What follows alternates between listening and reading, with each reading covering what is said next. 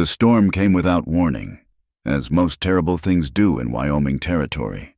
One moment the sky stretched endlessly blue above the prairie grass, and the next, black clouds rolled in like cavalry charging across the horizon. The wind howled with the fury of 1,000 wolves, and rain fell in sheets so thick a person couldn't see their hand in front of their face. Eliza Barrett stumbled through the mud, her worn boots squelching with each desperate step. Her dress, once a respectable gray wool, now hung heavy with rain and filth. She clutched a small canvas bag to her chest, everything she owned in this world. Behind her, the lights of Clearwater flickered like dying stars through the storm. "Get on, woman. We don't want your kind here." The saloon keeper's words still rang in her ears, along with the jeers of the men who'd pushed her out into the tempest. They'd discovered her past, as people always did. One whispered word *, soiled dove *, and doors slammed shut faster than a rattlesnake's strike. Thunder cracked overhead, and Eliza flinched. She'd survived worse than storms, hadn't she? But as the cold seeped through her bones and her teeth chattered like castanets, she wondered if this might finally be the end. 28 years of fighting, and for what to die in a ditch in Wyoming, unmourned and forgotten. She tried to remember warmth, her mother's kitchen in Ohio, before the fever took her, the boarding house in Chicago, before poverty drove her to desperate choices. Even the brothel in Kansas had been warm, if nothing else. But warmth was a luxury for women who hadn't fallen as far as she had. A flash of lightning illuminated the landscape, revealing a copse of cottonwood trees ahead. Eliza forced her legs to move faster. Shelter, even poor shelter, was better than none. She'd learned that lesson well enough. As she reached the trees, her foot caught on a root, and she went down hard, her bag flying from her grasp. Mud filled her mouth, and for a moment, she simply lay there, rain pounding her back. What was the point of getting up tomorrow would bring more of the same closed doors, harsh words, empty belly. "Lord," she whispered into the earth, "if you're listening, which I doubt you are to the likes of me, I could use a sign that I should keep going." "Ma'am." The voice cut through the storm like a knife through butter. Eliza's head snapped up. A man sat atop a bay horse, water streaming from the brim of his hat. Even in the darkness, she could make out broad shoulders and a lean, weathered face. "Ma'am, are you hurt?" She scrambled to her knees, snatching for her bag. "I'm fine, just passing through."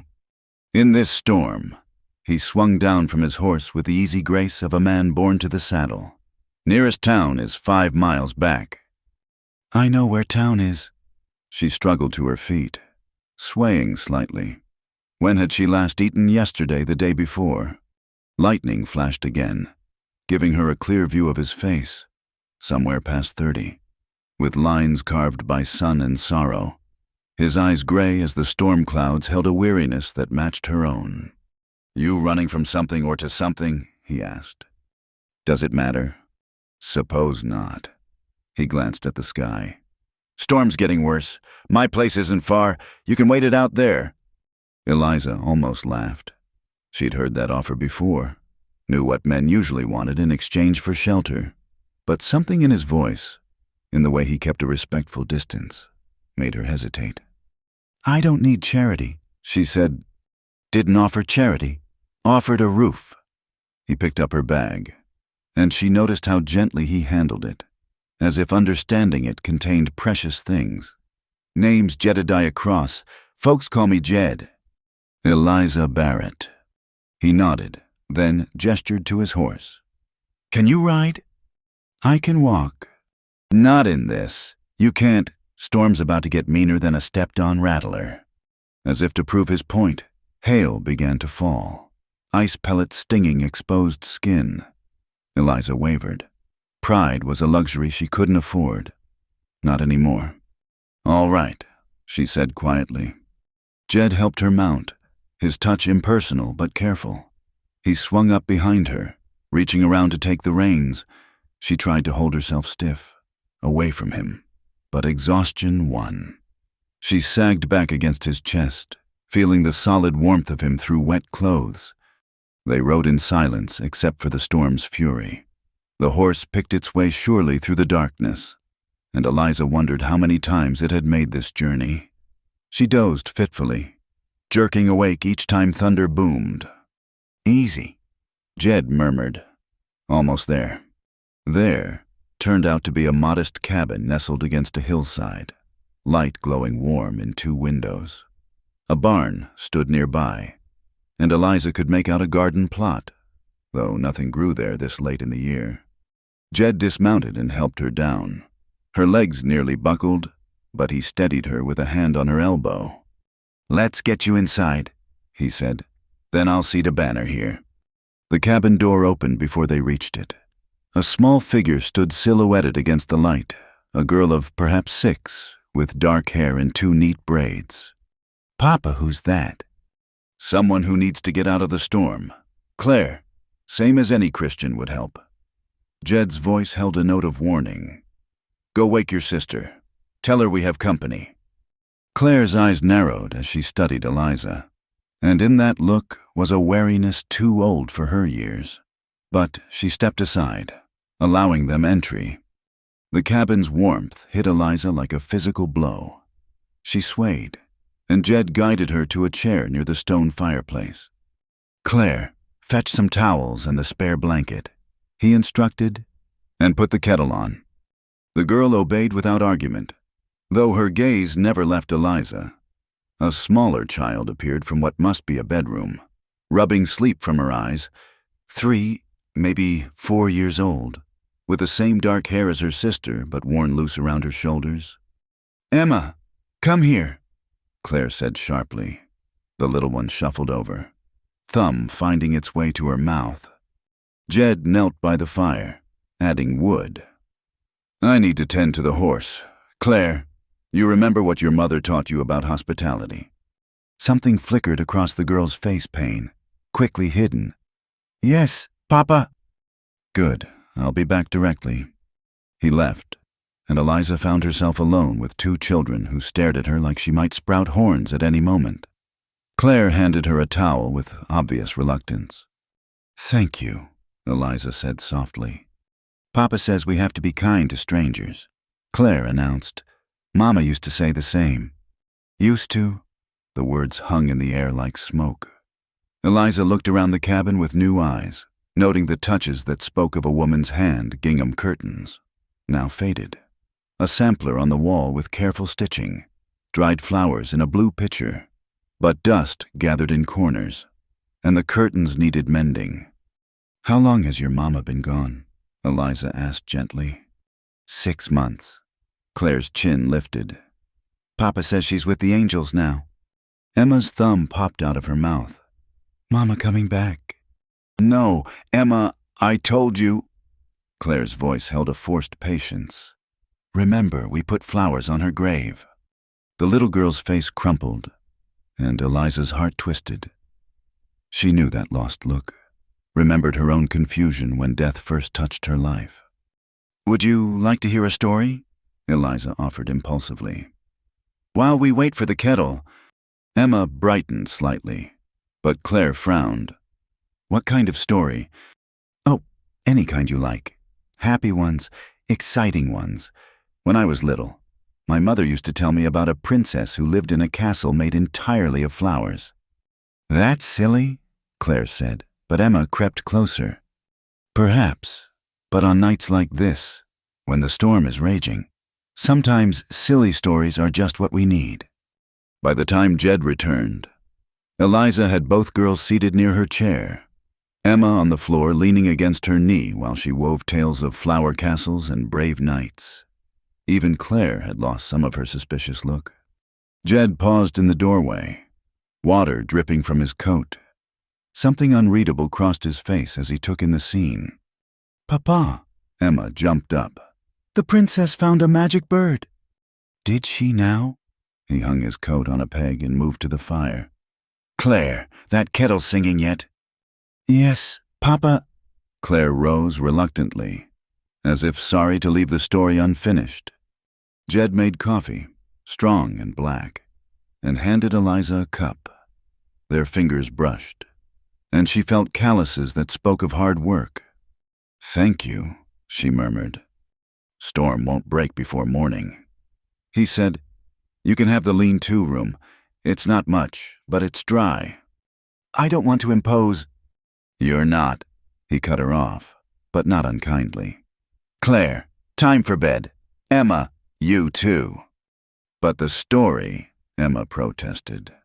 "Miss Eliza will be here in the morning," Jed said, then caught himself. "That is, she'll be here when you wake up. You can hear the rest then." Claire took her sister's hand. "Come on, Emma." She paused at their bedroom door. "Good night, Miss Eliza." "Good night, girls." When they were gone, silence settled between the two adults. Jed poked at the fire, and Eliza sipped her coffee, feeling warmth spread through her bones. "They're good girls," she said finally. "They are." He sat in the chair across from her. "It's been hard on them. Their mother." He stopped, shook his head. "Well, I'm sorry for your loss." He studied her with those storm-gray eyes. "Can I speak plain, Miss Barrett?" She tensed. Here it came, the questions, the judgments. "Go ahead." "I saw how they took to you. Haven't seen Emma smile like that since—" He rubbed his jaw. "I'm not a man of many words, so I'll just say it straight. I need a mother for my girls. And you—" He gestured toward the storm outside. "You need shelter, not just from this storm, but from whatever you're running from." Eliza's cup rattled as she set it down. "What are you saying?" "I'm saying I'd marry you, legal and proper. You'd have a home, respectability. The girls would have a mother. It wouldn't be—" He cleared his throat. "I'm not looking for a wife in the traditional sense. Their mother was the love of my life. But I can offer you protection, a name, a purpose."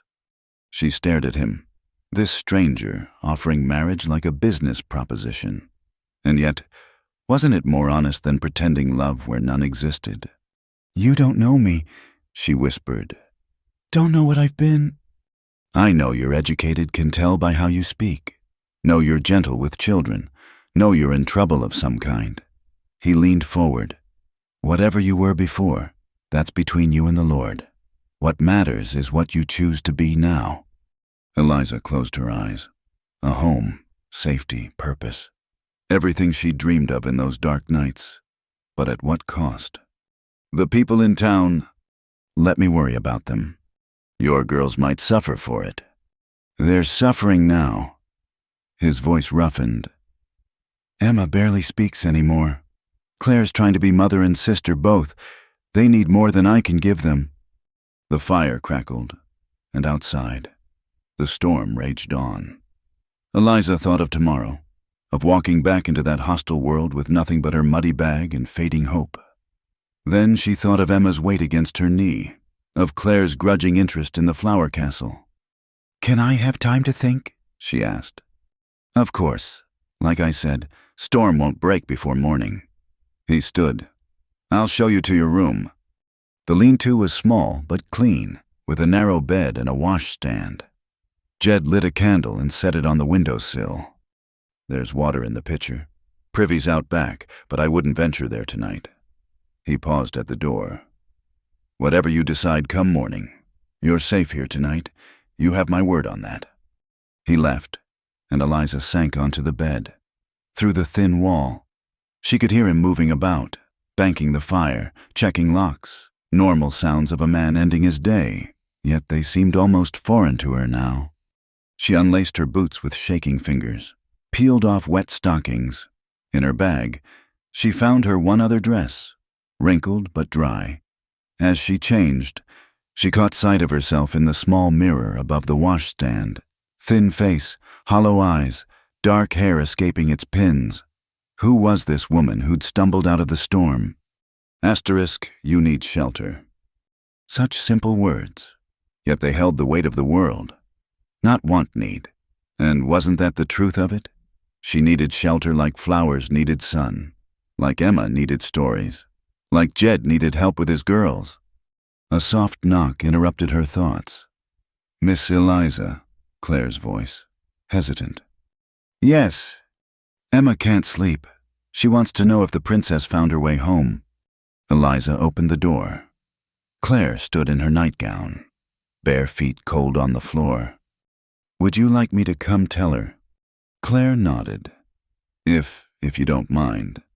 Eliza followed her to the girls' room, where Emma lay curled in a small bed, eyes wide in the candlelight. "The storm's loud?" Emma whispered. "It is," Eliza agreed, sitting on the edge of the bed. "But you know what, the princess faced storms too. Terrible ones that tried to blow down her flower castle. What did she do? She remembered that storms pass. They always do. And in the morning, the sun would shine again, and her flowers would grow even stronger for having weathered the wind and rain." As she spun the story, Emma's eyes grew heavy. Claire climbed into her own bed, listening despite herself. By the time the princess had saved her castle and found her magic bird again, both girls were asleep. Eliza tucked the blanket around Emma's small form, smoothed Claire's hair back from her face. Such simple gestures. Yet they stirred something in her chest she'd thought long dead. Jed stood in the hallway when she emerged. "Thank you," he said quietly. "They're sweet girls. Their mother used to do that, tell them stories when storms came." He looked past her to the sleeping children. "I try, but I don't have the knack for it." They stood there, two damaged souls in a drafty hallway, while outside the world tried to tear itself apart. And in that moment, Eliza felt something shift. Not love, she didn't believe in that anymore, but possibility, the chance to be more than what she'd been. "Mr. Cross," she said softly. "Jed, I don't need until morning. My answer is yes." He turned to look at her fully, and she saw surprise flicker across his weathered features, followed by something that might have been relief. "You're certain as anyone can be about anything in this life." She met his gaze steadily.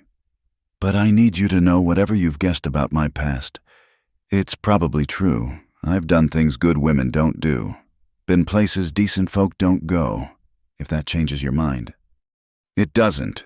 His voice was firm. "We've all got things we'd rather forget. What matters is tomorrow, not yesterday." She wanted to believe him. Oh, how she wanted to believe that tomorrow could be different, that she could wake up as someone new, someone worthy of tucking children into bed and keeping house and being called Mrs., with respect instead of sneers. "When?" she asked. "Soon as the storm breaks. We'll head to town. Judge Hartley can perform the ceremony." He paused. "It should be done proper. Legal. The girls deserve that security." Of course. They stood awkwardly. Two people who'd just agreed to bind their lives together while standing in a hallway that smelled of smoke and rain. "Well," Jed said finally, "good night, Miss Barrett." "Eliza," she corrected softly. "If we're to be married, you should call me Eliza." Something almost like a smile touched his mouth. "Good night, Eliza." Morning came with pale light filtering through frost-etched windows. Eliza woke disoriented, the narrow bed unfamiliar beneath her. For a moment, she couldn't place the quiet, no shouting from the streets, no banging doors, no drunken laughter, just the soft whisper of wind and the distant lowing of cattle. Then memory flooded back. The storm, the rescue, the proposal. She sat up quickly, heart hammering. What had she done? In the cold light of day, agreeing to marry a stranger seemed like madness. Yet, even as panic clawed at her throat, she remembered Emma's small weight against her knee, Claire's careful attention to her stories. A soft knock interrupted her spiraling thoughts. "Miss Eliza Papa says breakfast is ready." Claire's voice, still wary but less hostile than last night. Eliza smoothed her hair and straightened her dress, the cleaner one she'd changed into, though it too showed signs of hardware. "I'll be right there." The main room was warm with fire and the smell of coffee and bacon. Jed stood at the stove. his movements efficient as he flipped flapjacks. He'd shaved, she noticed, and wore a clean shirt. The small effort at grooming for their wedding day touched her unexpectedly. "Morning," he said without turning. "Hope you're hungry." "Good morning." She moved uncertainly toward the table where Emma sat swinging her legs, already dressed in a patched blue dress. Miss Liza Emma beamed. "We're having flapjacks." "I see that." Eliza smiled despite her nerves. "Do you like them with syrup?" "Mama used to make berry syrup," Claire said from her place at the table. "But we ran out." An awkward silence fell. Jed set a platter on the table with unnecessary force. "We've got molasses, that'll do fine." They ate quietly. The only sounds Emma's happy humming and the clink of forks on plates. Eliza noticed how Claire cut her sister's flapjacks into small pieces, how she wiped Emma's sticky fingers without being asked. Too much responsibility for such small shoulders. "After breakfast," Jed said finally, "we'll head to town. Judge Hartley holds court on Tuesdays." "Are we going to town?" Emma bounced excitedly. "Can we see the horses?" "We're going to see Judge Hartley," Claire corrected, but her eyes flicked between her father and Eliza with sharp intelligence. "Why?" Jed set down his coffee cup carefully. "Miss Eliza and I are getting married." The words fell like stones into still water. Emma's eyes went round as saucers. Claire's fork clattered to her plate. "Married?" Claire's voice rose. But you just met her." "Claire?" Jed's voice held warning. "No," the girl pushed back from the table. "Mama's barely cold, and you're replacing her with some woman who showed up in the rain." "Claire Elizabeth Cross." Jed stood, and Eliza saw the steel beneath his quiet manner. "You will apologize to Miss Eliza right now." "I won't." Tears streamed down Claire's face. "She's not our mother. She'll never be our mother." She fled to the bedroom, slamming the door. Emma's lower lip trembled, and she looked between the adults with confusion. "Why's Claire crying?" Eliza reached out instinctively, then caught herself. These weren't her children. Not yet, maybe not ever, if Claire's reaction was any indication. "She's upset," Jed said heavily. "She'll come around?" But Eliza heard the doubt in his voice. She pushed back her chair. "May I?" He nodded, though he looked uncertain. Eliza went to the girl's door and knocked softly. "Go away." "Claire, I'd like to talk to you. Just you and me." "I said go away." Eliza leaned against the door frame. "You know, you're right. I'm not your mother. I could never be her." Silence from within. "I didn't know her, but I can see her everywhere in this house. In the careful stitches on those curtains, in the way Emma knows to say grace before meals, in how you take care of your sister without anyone asking." She paused. "Your mother must have been a wonderful woman to raise such good girls." The door cracked open. Claire's face was blotchy with tears. She was the best mother in the whole world." "I believe you." Eliza crouched to be at eye level with the girl. "And I would never, ever try to take her place. But Claire, your papa needs help. You've been so brave, taking care of Emma, but you're still a little girl yourself. You shouldn't have to carry so much." "I can manage," Claire said stubbornly. "I know you can, but should you have to—" Claire's lower lip quivered. "Papa's sad all the time. He tries to hide it, but I know. And Emma cries at night for Mama." "What about you? When do you cry?" The question broke something in the girl. She flew at Eliza, small fists beating against her chest. "I hate you. I hate that Mama's gone. I hate everything." Eliza wrapped her arms around the thrashing child, holding her gently but firmly until the fight went out of her. Then Claire was sobbing into her shoulder. Great gulping sobs that shook her whole body. "I know," Eliza murmured. "I know it hurts. It's not fair." They stayed like that until Claire's sobs quieted to hiccups. Finally, the girl pulled back, wiping her nose with her sleeve. "Will you really marry Papa?" "If you'll let me, not to replace your mother, but to help, to make sure you and Emma are taken care of, and maybe to make your papa smile again sometimes. Claire studied her with eyes too knowing for her age. You're running from something. Eliza didn't deny it. Sometimes people need fresh starts. Papa says everyone deserves a second chance. Your papa's a wise man. Claire was quiet for a moment. Then, in a very small voice, will you still tell us stories? Every night, if you want. Even about the Flower Princess. Especially about the Flower Princess. When they emerged, Jed and Emma were washing dishes. Jed looked at his eldest daughter's tear-stained face with concern. You all right, Claire Bear? She nodded and went to hug his waist. I'm sorry, Papa.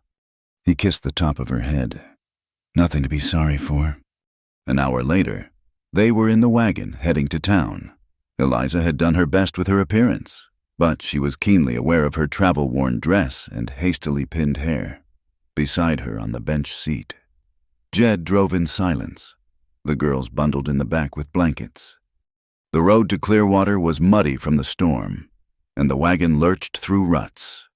As they crested a hill, the town spread before them, a collection of wooden buildings huddled against the vast Wyoming sky. Eliza's stomach clenched. Somewhere down there were the people who'd driven her into the storm.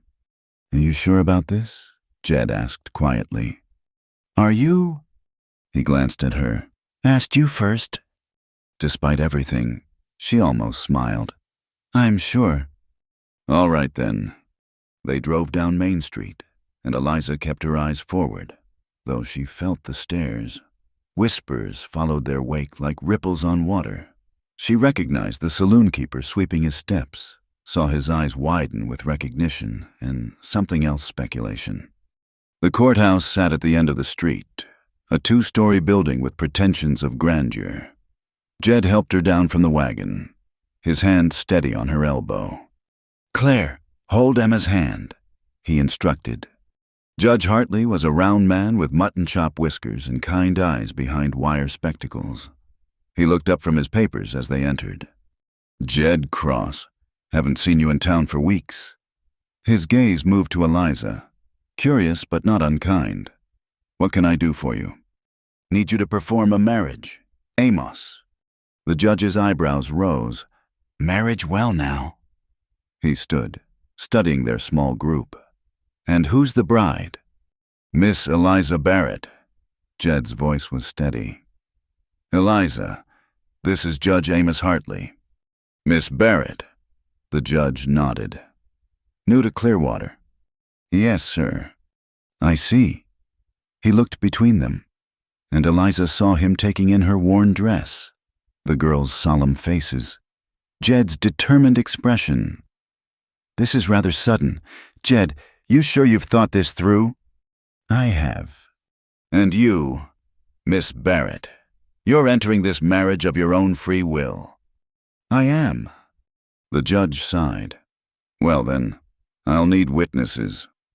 Martha, he called to the adjoining room. Martha, come in here, will you? A woman appeared, flour still dusting her hands. The judge's wife, clearly interrupted in her baking. Her eyes were less kind than her husband's as they swept over Eliza. We need a witness for a wedding, the judge explained. A wedding? Martha Hartley's voice sharpened. Jed Cross, what are you thinking Sarah's barely... Martha? The judge's voice held gentle warning. That's not our business. She pressed her lips together but nodded. Very well. They arranged themselves before the judge's desk. Eliza was acutely aware of everything, the musty smell of law books, dust motes dancing in sunlight, Emma fidgeting beside Claire, Jed's solid presence beside her. Do you have a ring? Judge Hartley asked. Jed shifted. I know, didn't think. I have one, Eliza said quietly. From her bag, she produced a thin gold band. It was my mother's. Jed looked at her with surprise. She'd kept it through everything, this last link to the woman she'd been before. Now she offered it for this strange new union. That'll do. The judge said, Now then, Jedediah Cross, Do you take this woman to be your lawfully wedded wife, to have and to hold, in sickness and in health, for richer or poorer, as long as you both shall live? I do. Eliza Barrett, do you take this man to be your lawfully wedded husband, to have and to hold, in sickness and in health, for richer or poorer, as long as you both shall live? The words seemed to echo in the small room. Eliza thought of all the dreams she'd once had of wedding days, of lace and flowers and love eternal. This was none of that. This was necessity dressed in legal words. I do. The ring, please. Jed took the thin band, his fingers surprisingly gentle. With this ring, I thee wed. He slipped it onto her finger, and it fit as if made for her. By the power vested in me by Wyoming territory, I pronounce you man and wife. Judge Hartley paused. You may kiss your bride. Jed. They looked at each other, two strangers now bound by law. Jed leaned in and brushed his lips against her cheek, the barest whisper of contact. Congratulations, the judge said, though his voice lacked enthusiasm. Martha will file the papers. That'll be $2. Jed paid, and they signed the register. Eliza's hand shook slightly as she wrote Eliza Cross for the first time. Outside, the sun had broken through the clouds, making the muddy street gleam. People still stared, but now, with added interest, news would travel fast. Papa, Claire tugged at Jed's coat. Is Miss Eliza our mama now? She's your stepmother, Jed said carefully. You can call her whatever feels right. Emma looked up at Eliza with those big brown eyes. Can I call you Mama Liza? The name hit Eliza like a physical blow. Such innocence in the question, such trust. If you'd like to, sweetheart. What about you, Claire? Jed asked. Claire considered. I'll call her Miss Eliza for now. That's fine, Eliza said quickly. Whatever you're comfortable with.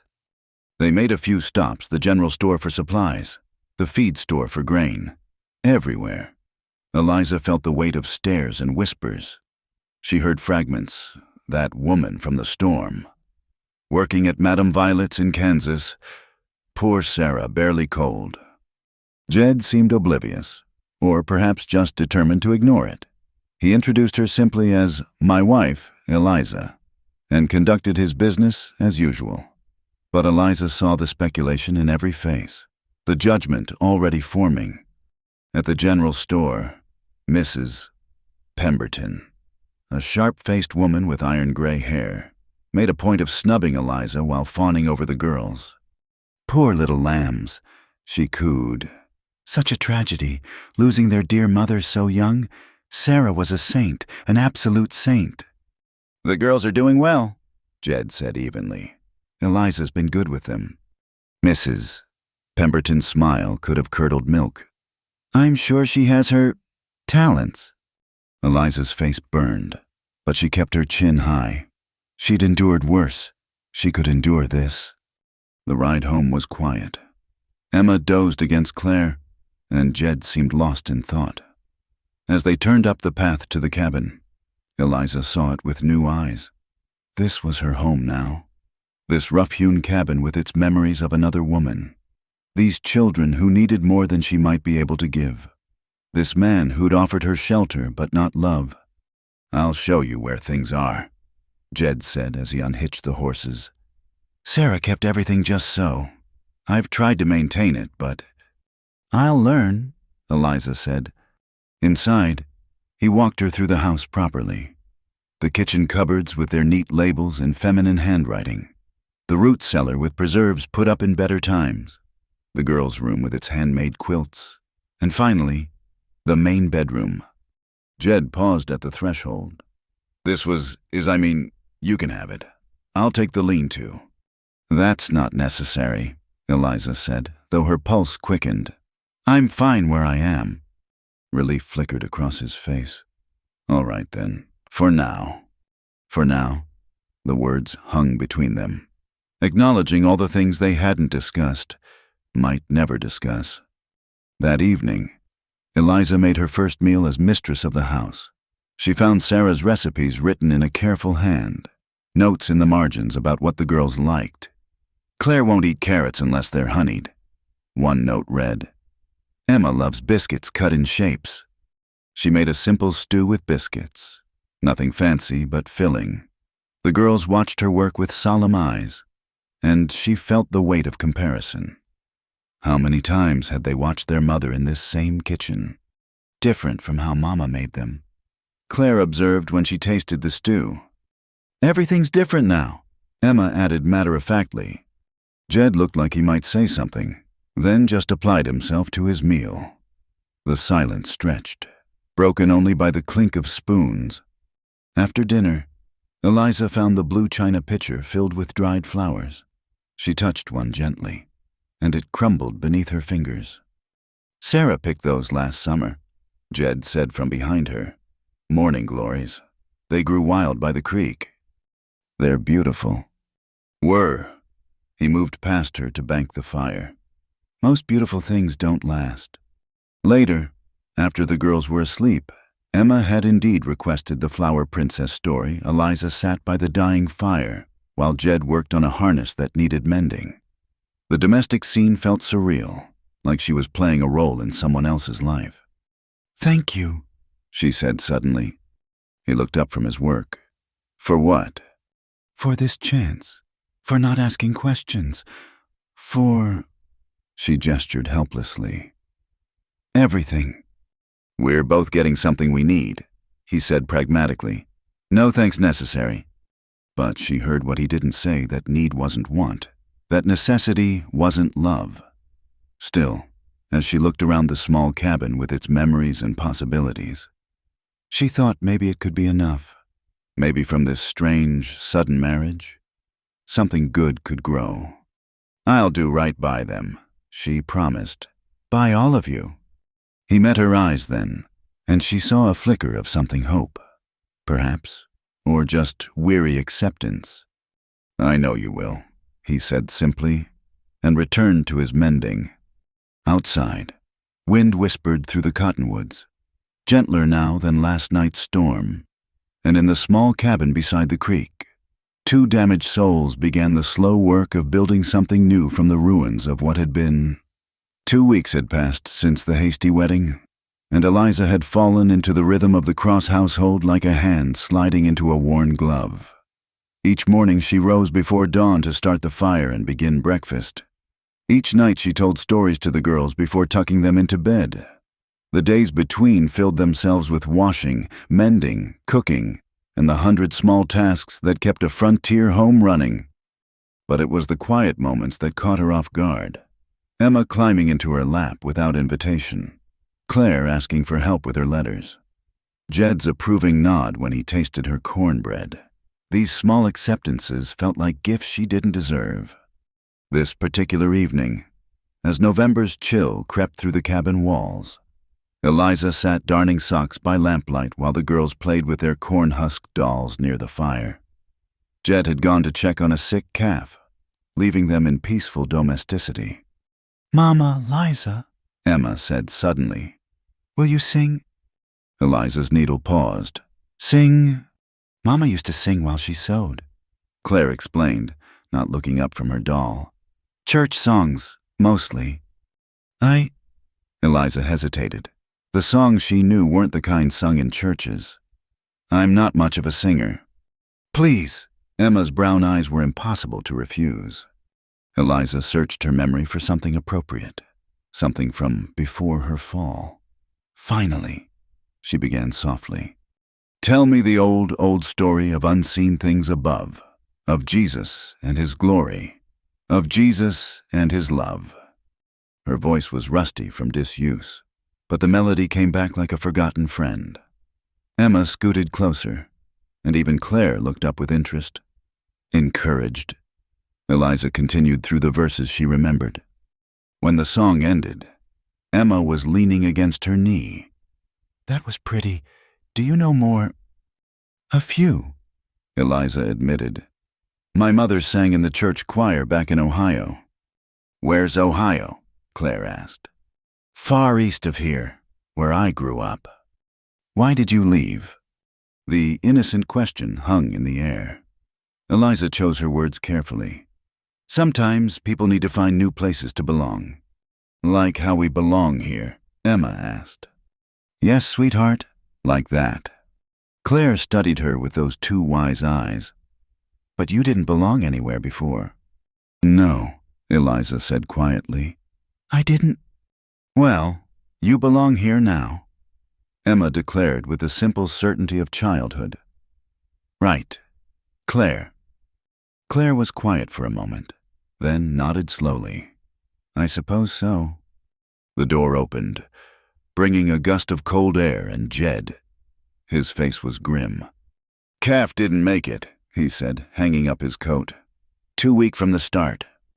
"I'm sorry," Eliza said. He shrugged, but she saw the disappointment in the set of his shoulders. Every animal lost meant less security for winter. "Papa, Mama Lisa was singing," Emma announced. "Church songs." Jed's eyebrows rose slightly. "Was she now?" "My mother's songs," Eliza explained, feeling oddly defensive.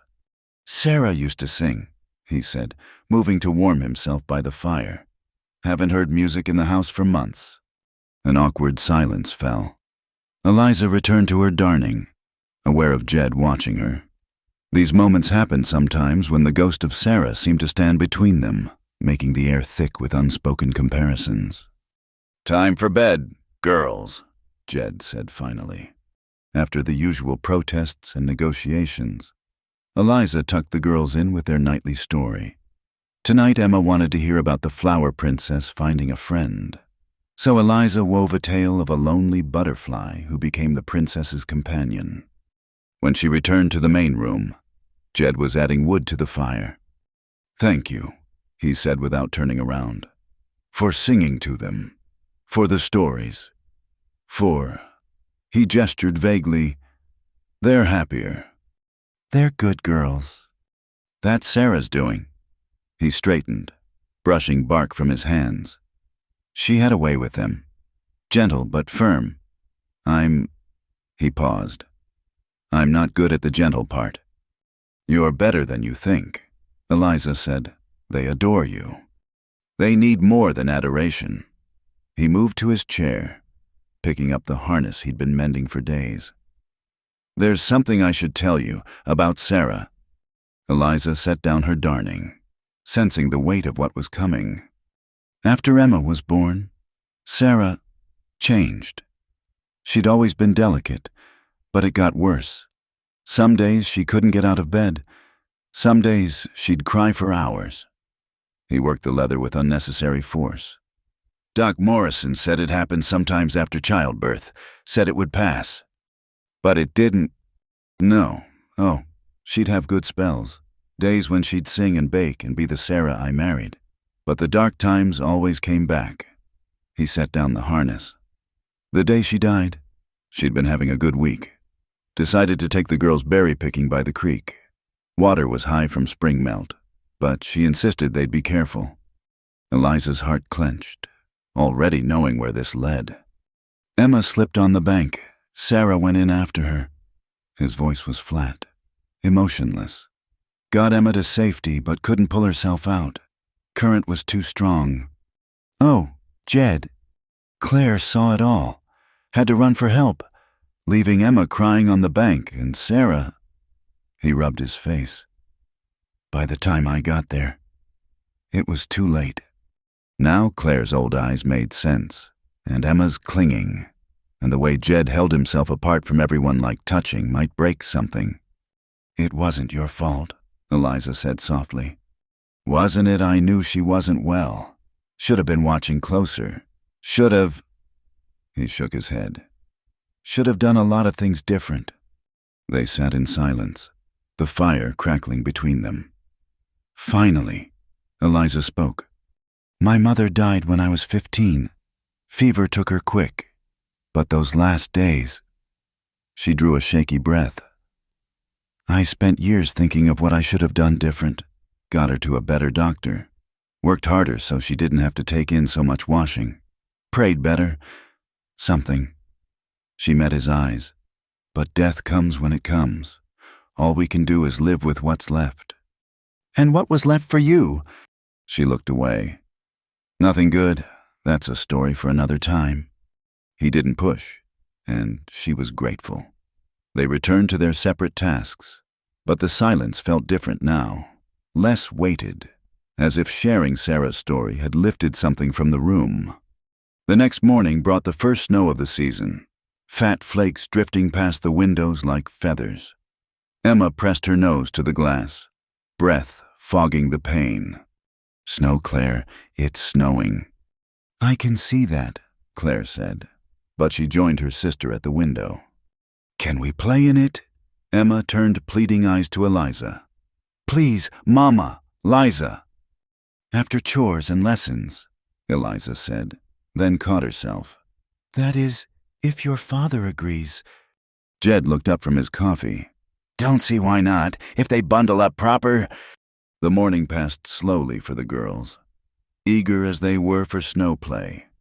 Eliza worked with them on their letters and numbers, another thing Sarah had done that she was trying to continue.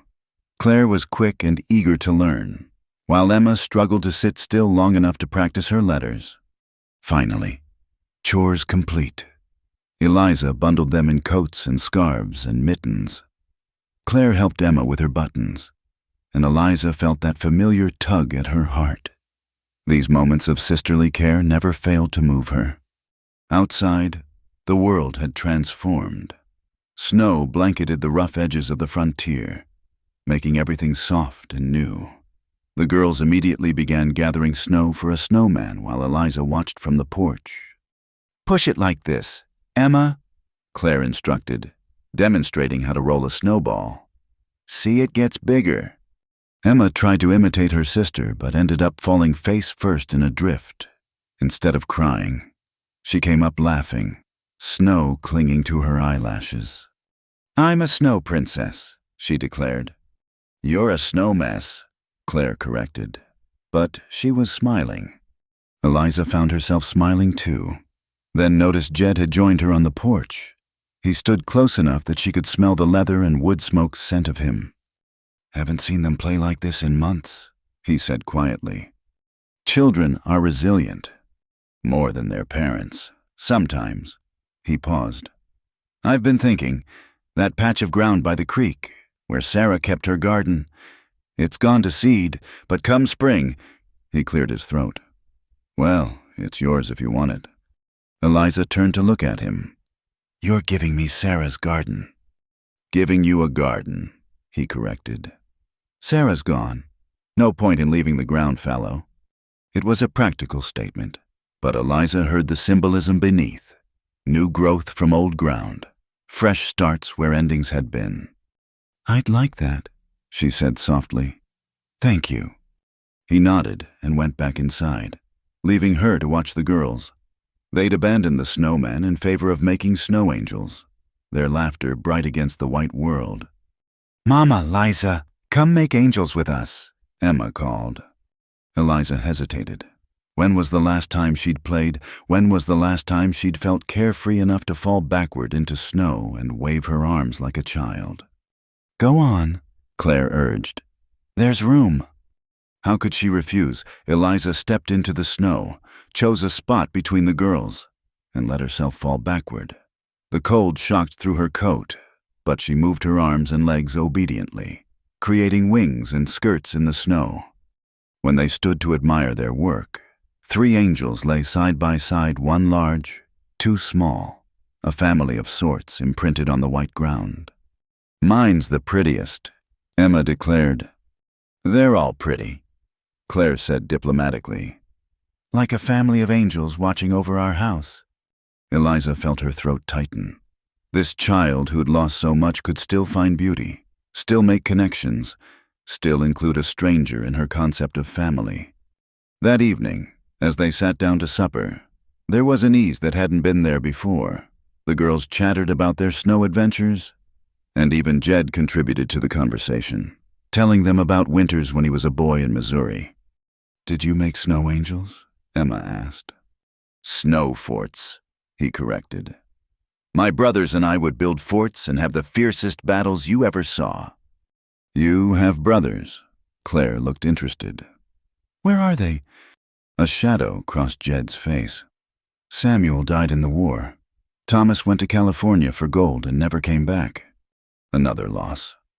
Eliza was beginning to understand that everyone on the frontier carried their griefs like packs on their backs, necessary weight that shaped how they moved through the world. After supper, as had become routine, Eliza settled in to tell the evening story. But tonight, Emma had a different request. "Tell us a real story," she said, "about when you were little." Eliza hesitated. Her childhood stories were few and precious, hoarded against the darker years that followed. But looking at their expectant faces, she found herself reaching for a memory. "When I was about Claire's age," she began, "my mother and I lived in a tiny house near a mill pond. Every spring, the ducks would come." She told them about feeding breadcrumbs to the ducklings, about the mother duck who'd built her nest under their porch, about the day she'd tried to teach a duckling to swim in her mother's wash tub. The girls giggled at the image of a soaked younger Eliza being scolded for bringing pond water into the house. "What happened to the ducks?" Emma asked. "They flew south that fall, like always. But they came back the next spring, and the next, even after—" She paused. "Even after things changed. After your mama went to heaven." Emma's voice was matter-of-fact. "Yes, after that. Maybe she sent them back to check on you," Claire suggested. "Like angels with feathers." Eliza blinked hard against unexpected tears. "Maybe she did." When the girls were asleep, Eliza found herself reluctant to retire to her lean-to. The main room was warm, and for the first time, it felt like home rather than a house she was borrowing. Jed seemed in no hurry to dismiss her either, working on his endless mending while she knitted. "You're good with them," he said suddenly. "Natural. They make it easy." "No," he disagreed. "They don't. They're hurting and scared and trying to make sense of a world that took their mother. That you can reach past that, make them laugh, give them hope." He set down his work. "That's a gift." "We all have our gifts," Eliza said quietly. "You've given them strength, shown them how to endure. That matters too." He looked at her then, really looked at her, and she felt exposed under his gray gaze. Not judged, but seen. It was terrifying and comforting all at once. "Eliza," he said, and her name on his lips was somehow different than before. "I'm glad you're here." 4 simple words, but they settled into her chest like a warm coal. She'd been needed before, wanted in ways that shamed her to remember, but gladness, that was new. "So am I," she admitted, and found she meant it. Later, in her narrow bed, Eliza listened to the familiar sounds of the house settling for the night. Wind whispered around the eaves. Snow continued to fall softly past her window. And somewhere in the walls, a mouse scurried about its business.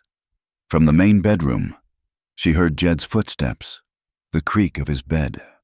She thought about Sarah's garden waiting under the snow, about angels pressed in white, about ducklings in washtubs and little girls who'd lost too much but could still find joy. She thought about belonging, that foreign concept that was beginning to feel possible. For the first time in years, Eliza fell asleep without fear chasing her into dreams. She slept deep and peaceful, while outside the snow continued to fall, blanketing the world in fresh possibilities. The peace Eliza had found in the Cross household shattered like ice on a warming pond the day Charles Whitlow rode into Clearwater. She saw him through the general store window, that familiar swagger. The expensive coat, the way he surveyed the street like he owned it. Her blood turned to ice water in her veins. "Mama, Liza, are you all right?" Emma tugged at her skirt. "You look scared." Eliza forced her frozen features into a smile. "I'm fine, sweetheart. Just remembered something I forgot to do." She turned to Claire, who was examining hair ribbons. "We need to go, now."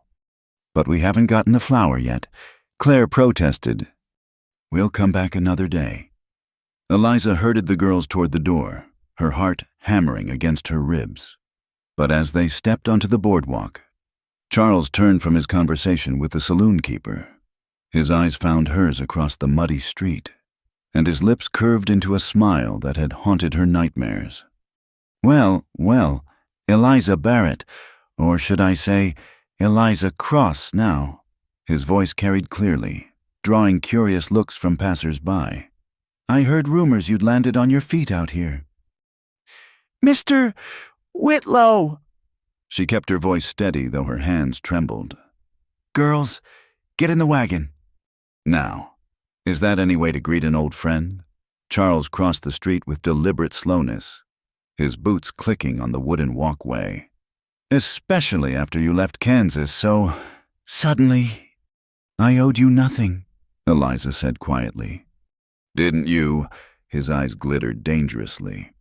Room and board for 2 years' protection opportunities. I'd say you owed me quite a bit.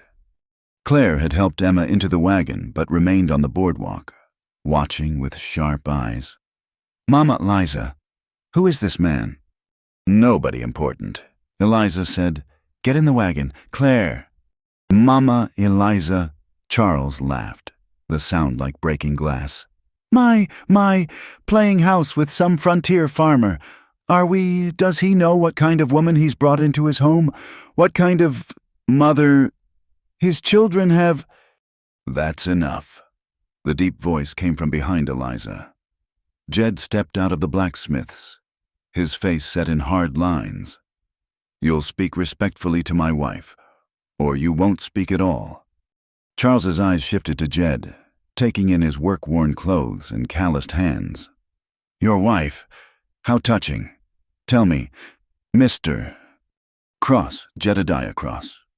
Tell me, Mr. Cross, did your wife mention her previous employment when you married her, or did she present herself as some poor, virtuous woman in need of rescue? The street had gone quiet. People pretended to go about their business, but Eliza felt every ear straining to hear. Mrs. Pemberton stood frozen outside the millinery, her mouth slightly open. The saloon keeper leaned against his doorframe, enjoying the show. I know everything I need to know about my wife, Jed said evenly. Now, I believe she asked you to leave. Everything. Charles's smile widened.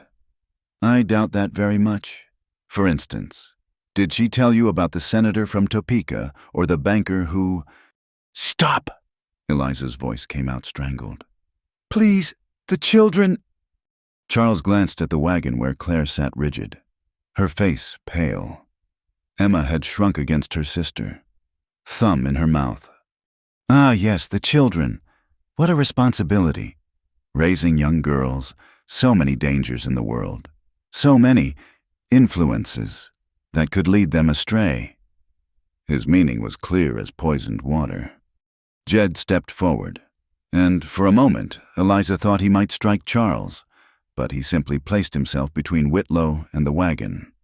You've said your piece, now move along. Of course. I'm staying at the hotel for a few days.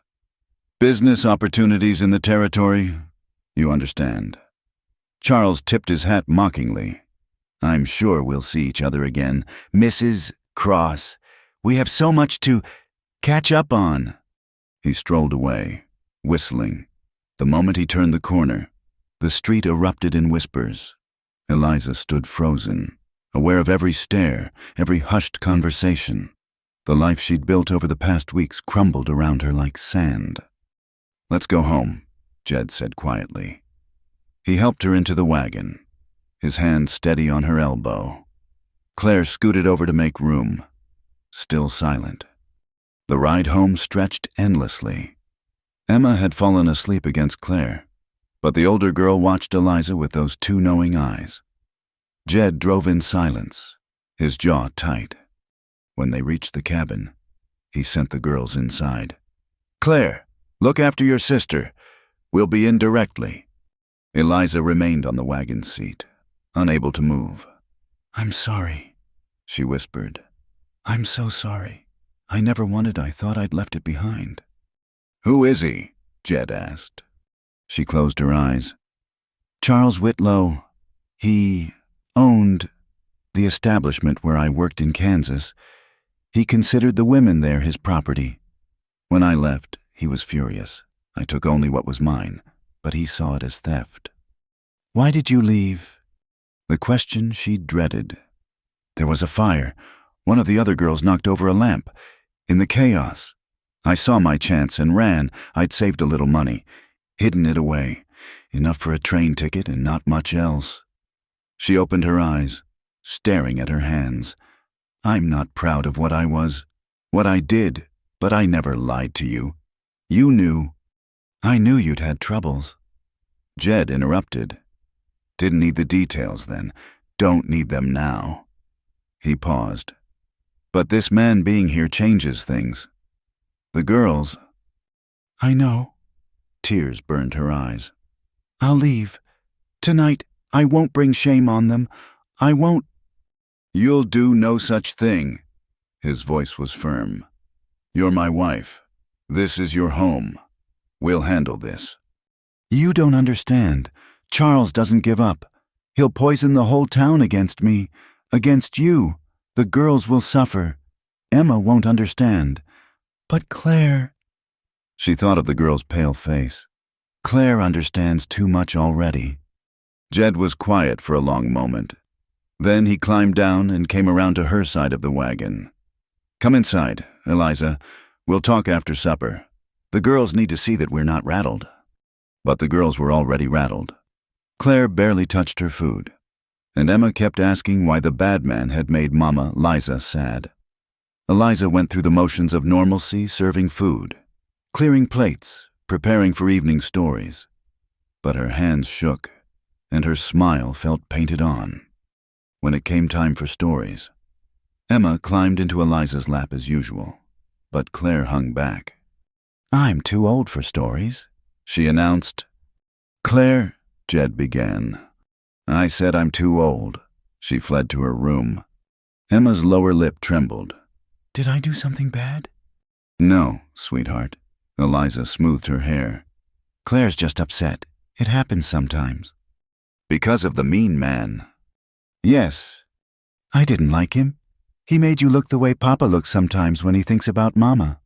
She snuggled closer. Will you still tell me about the Flower Princess? So Eliza told the story, though her heart wasn't in it. Emma fell asleep halfway through, and Eliza carried her to bed. Claire lay facing the wall, but Eliza could tell by her breathing she wasn't asleep. Claire, she said softly, would you like to talk? No. Eliza sat on the edge of the bed.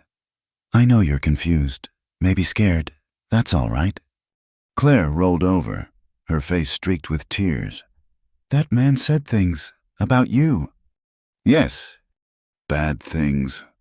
Yes. Were they true? Eliza's throat tightened. How did you explain such things to a child? How did you preserve innocence while honoring truth? Before I came here, I lived a different life, she said carefully. I made choices I'm not proud of, but everything I've done since I've been here, everything I've been with you and Emma and your father that's real, that's who I am now. Papa says everyone deserves second chances.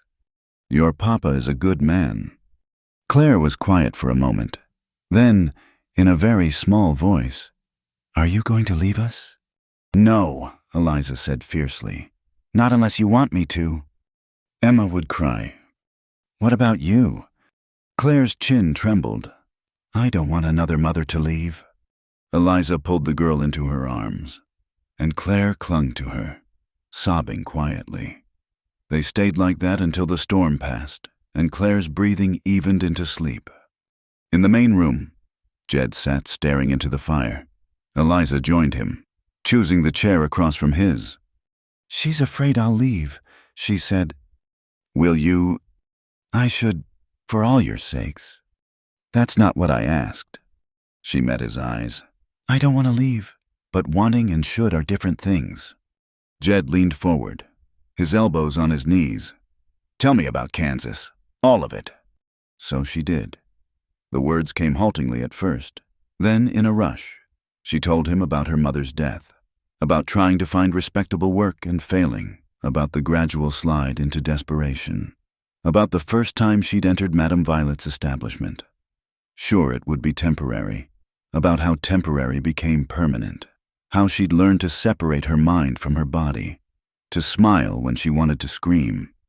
"Charles took a special interest in me," she said, staring at the fire.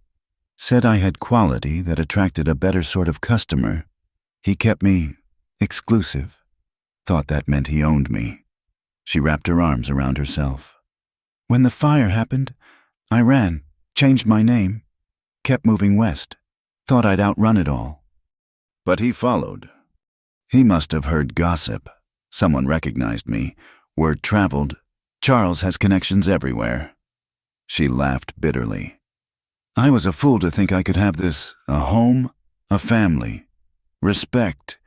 Women like me don't get second chances." "Don't say that." "It's true. You saw how people looked at me today. By tomorrow, everyone will know. They'll shut their doors to us. The girls will be shunned at school. You'll lose business." She stood abruptly. "I won't do that to you. To them, I'll leave tonight." Jed caught her wrist. "Sit down." "Jed." "I said sit." She sank back into the chair, tears flowing freely now. Jed released her wrist but leaned forward, his gaze intense. "Now you listen to me. Eliza Cross. Yes, Cross? That's your name now? And it'll stay your name. I don't care what that man says or what the town thinks. You're my wife. You're the woman who's brought laughter back to this house, who's shown my girls that life goes on after loss. That's who you are." "But..." "No buts. Tomorrow. We'll go to town together. All of us. We'll hold our heads high and go about our business. If people want to whisper, let them. If they want to judge, that's between them and the Lord." His voice softened. "You're not that woman anymore. Eliza, you're who you choose to be now. And I see who that is. Even if you don't." She covered her face with her hands, overwhelmed. "I don't deserve this kindness."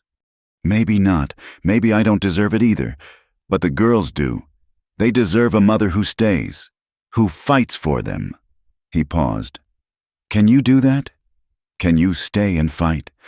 She lowered her hands, meeting his eyes through her tears. In them, she saw not judgment but determination.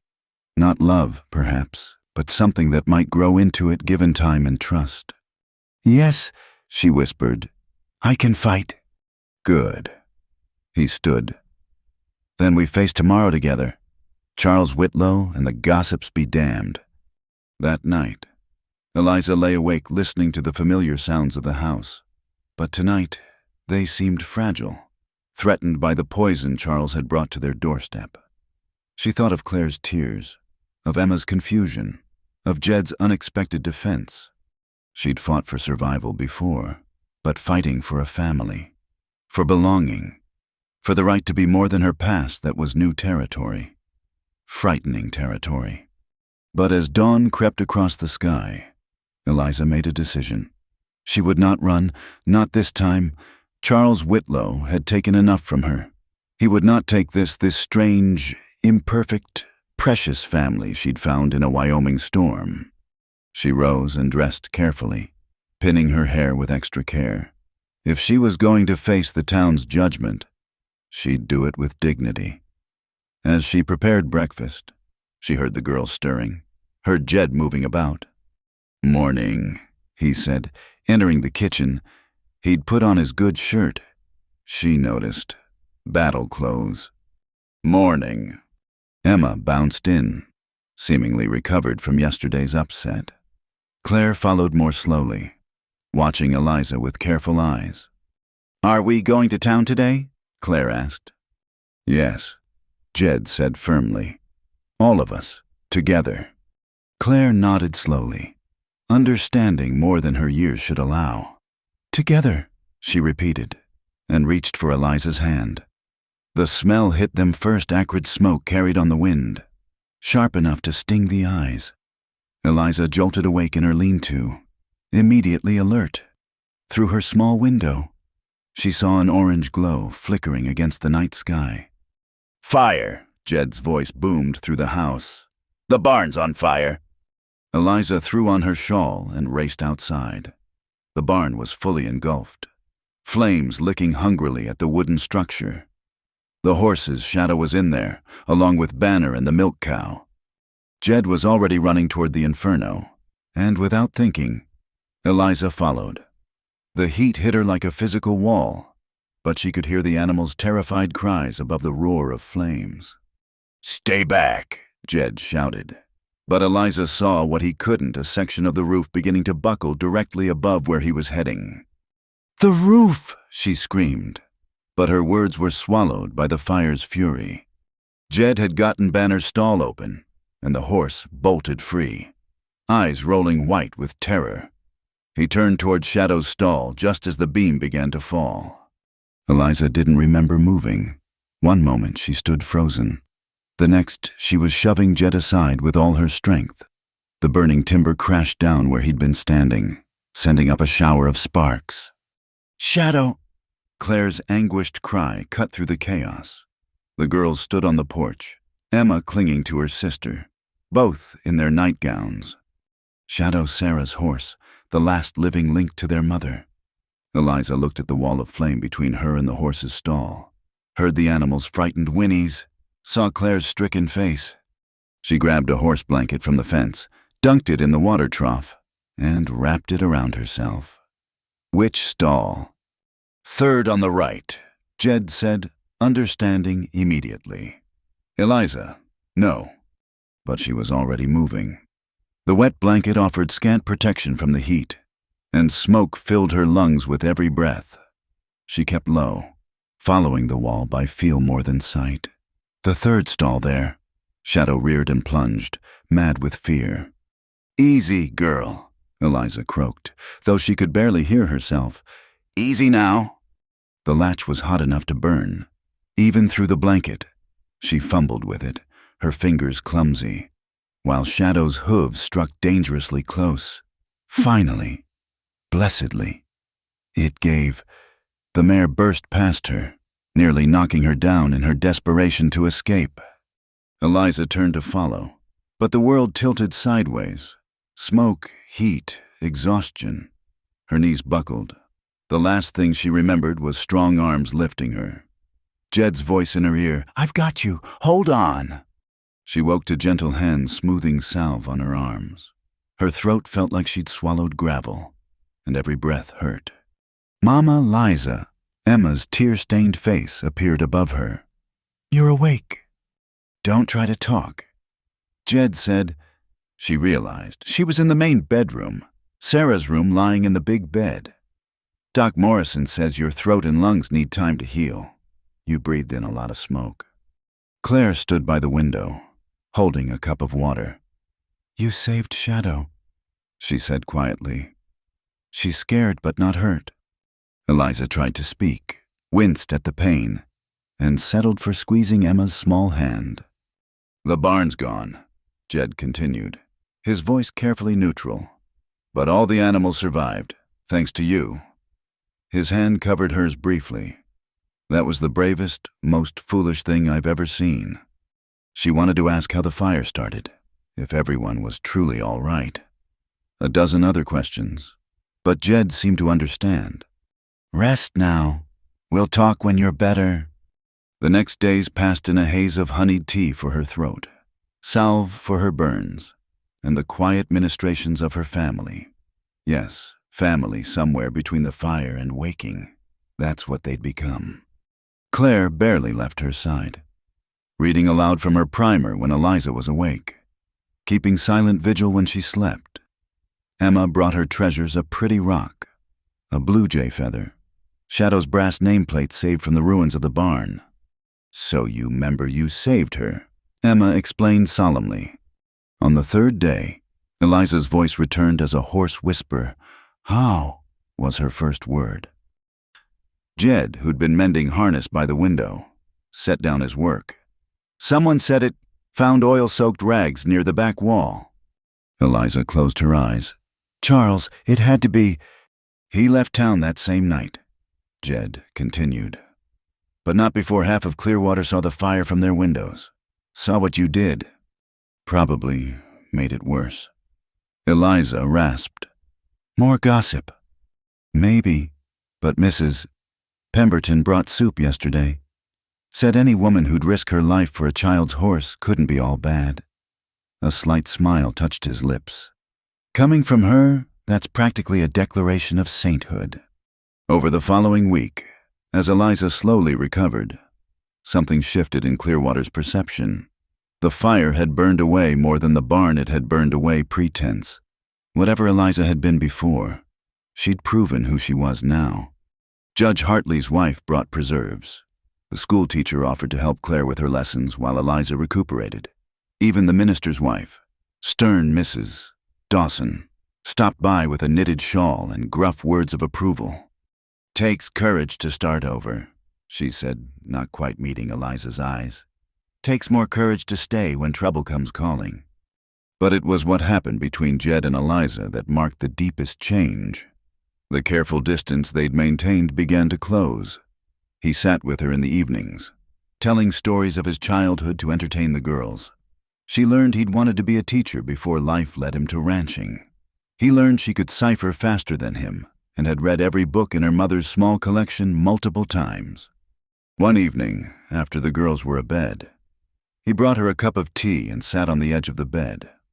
I need to say something, he began.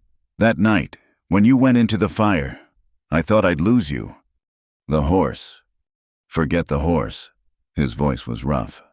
When I carried you out, when you weren't breathing right. He rubbed his face. I realized something. Started as a business arrangement. This marriage. But somewhere along the way, it became more. You became more. Eliza's heart stuttered. Jed. I'm not good with words like this. Sarah used to tease me about it. He met her eyes. But I need you to know, you're not just the girl's mother anymore. You're my wife, in all ways, if you'll have me. She reached out with her bandaged hand, and he took it gently. Are you sure after everything Charles said? Everything you know about me? I know you put yourself between me and a falling beam. I know you walked through fire for a horse that mattered to Claire. I know you sing my daughters to sleep and teach them their letters and make them believe the world's still good even when it's shown them different. His thumb stroked across her knuckles. That's all I need to know. Tears slipped down her cheeks. I never expected, never thought I could have. Have what? Love, she whispered. A real family, a home that's more than just shelter. You have it, he said firmly, if you want it. I want it, she said, tugging him closer. I want all of it. Their first real kiss tasted of smoke and honey tea and new beginnings. It was gentle, careful of her healing state. But it promised more. It promised everything. When Eliza was well enough to get up, they faced the task of rebuilding. The barn was gone, but the community that had once shunned her now rallied around them. Men arrived with lumber and tools. Organized by Judge Hartley, women brought food to feed the workers. Even the saloon keeper donated nails and hardware. Seems I misjudged you, Mrs. Cross, he said gruffly. That fellow Whitlow was no good. Should have seen it sooner. The barn raising became an event. Claire and Emma ran around with the other children, no longer isolated by whispers about their stepmother. Eliza, still moving carefully, helped serve food and water to the workers.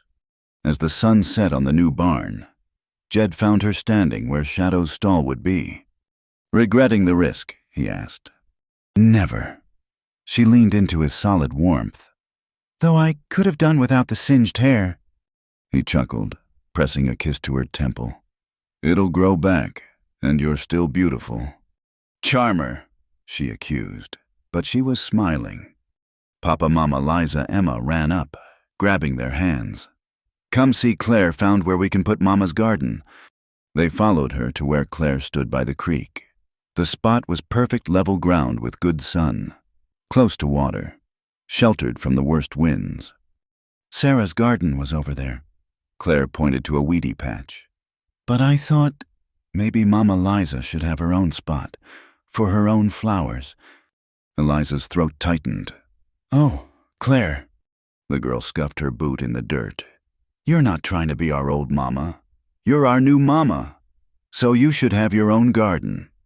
Jed's hand found Eliza's, squeezing gently. What do you think spring will be here before we know it? Eliza looked at her family, her husband, her daughters, her home, beyond them. The new barn stood proud against the sky, built by a community that had chosen to see her for who she was now, not who she'd been. I think, she said slowly, that I'd like to plant roses, yellow ones, like my mother grew, and maybe some vegetables for the table, and flowers for the girls to pick. And the flower princess can visit, Emma added excitedly. Of course, Eliza agreed. Where else would she live but in our garden? As they walked back to the house together, Eliza marveled at the turns life could take. She'd come to this place broken and desperate, seeking only shelter from a storm. She'd found so much more love, purpose, belonging. The past would always be part of her story. Charles Whitlow might even return someday. Though she doubted it, cowards rarely faced those who'd stood up to them. But whatever came, she wouldn't face it alone. That night, as she tucked the girls into bed, Claire asked for a new story. Tell us about the flower princess finding her home, she requested. So Eliza told them about a princess who'd wandered far from her flower castle, lost and afraid. How she'd faced storms and fires and mean wizards who tried to trap her. But in the end, she'd found where she belonged, not in a castle at all, but in a cozy cottage by a creek, with people who loved her for her brave heart and kind spirit. And she stayed there forever, Emma asked sleepily. And she stayed there forever, Eliza confirmed, smoothing quilts and kissing foreheads. In the main room, Jed waited by the fire. Without a word, he held out his hand. She took it, letting him draw her close. No more lean-to, he asked quietly. No more lean-to, she agreed. That night, for the first time, Eliza Cross slept in her husband's arms, in their bed, in their home, outside. The March wind rattled the windows, but inside all was warmth and safety and the promise of spring to come. The flower princess had indeed found her home, at last. Spring had come to Wyoming with its usual fickleness, warm sun one day, frost the next. Eliza knelt in her new garden plot, working compost into the soil, when Claire came running from the house. Mama Liza, there's something in the old wardrobe. Something Papa doesn't know about. Eliza sat back on her heels, wiping her dirty hands on her apron. What kind of something? A letter, hidden in the bottom drawer under the paper lining. I was putting away the winter quilts and found it. Eliza's stomach tightened. Sarah's wardrobe had remained largely untouched, its contents too painful for Jed to sort through. Did you read it? Claire shook her head, but her face was troubled. It's addressed to Papa, but it's Mama's writing, and she held out the envelope with trembling hands. It feels wrong, like it's been hidden on purpose. Eliza took the letter carefully. Sarah's name was written on the back in the same feminine hand that labeled the kitchen cupboards. The envelope was sealed with wax, unbroken. We should give this to your father, Eliza said quietly. What if it's something bad? Claire's voice was small. What if it makes him sad again? Eliza pulled the girl close. Secrets have a way of hurting more than truth. Sweetheart, whatever's in this letter, your papa deserves to know. They found Jed in the new barn, checking on a calf born that morning. His face lit up when he saw them, then sobered at their serious expressions. What's wrong? Eliza held out the letter. Claire found this. It's from Sarah. The color drained from his face. He took the envelope with hands that suddenly shook, staring at his late wife's handwriting. Where? Hidden in the wardrobe. Claire said, Under the drawer paper. I'm sorry. Papa, I wasn't snooping. I was just... It's all right, Claire Bear. But his voice was distant, his eyes fixed on the letter.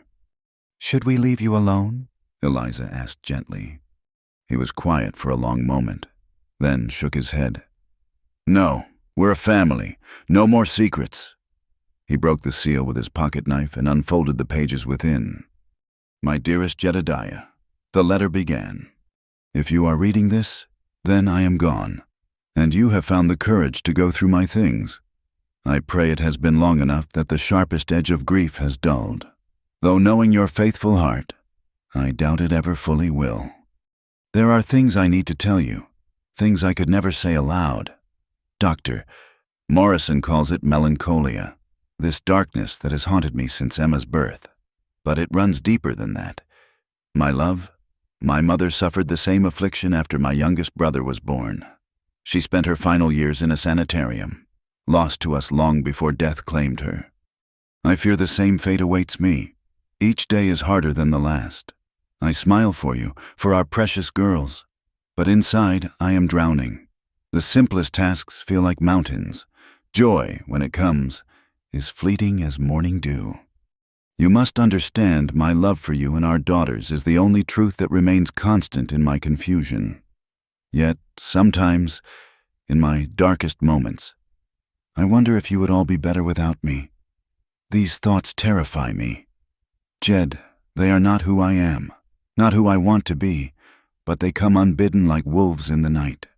I write this letter on one of my good days, when the sun seems brighter and I can remember what hope feels like. I hide it away because I cannot bear for you to know the depth of my struggle while I still draw breath. You would try to fix it, as you fix everything else, but some breaks cannot be mended by loving hands. If God is merciful, I will recover. I will find this letter years from now and burn it, laughing at my own dramatics. But if the darkness takes me, if I am not strong enough to stay afloat, please know it was never about you. You have been the best husband a woman could ask for. You gave me love, laughter, 2 beautiful daughters, and a life I cherished even when I could not fully embrace it. Take care of our girls, my love. Claire is strong like you, but she feels deeply. Do not let her build walls too high. Emma is all sunshine now, but watch for shadows. This affliction may run in blood as well as circumstance. And Jed, my stubborn, faithful man, do not close your heart. Find someone who can give our girls the mother I could not fully be, someone who can give you the partnership you deserve. Do not mourn me into your own darkness. That is not what I want for you. All my love, always. Sarah. The letter trembled in Jed's hands. Claire pressed close to his side, tears streaming down her face. Somewhere during the reading, Emma had appeared, drawn by the serious voices. She clung to Eliza's skirts, not understanding but sensing the grief. "Papa," Claire whispered. Was she going to leave us? No. Jed's voice was rough.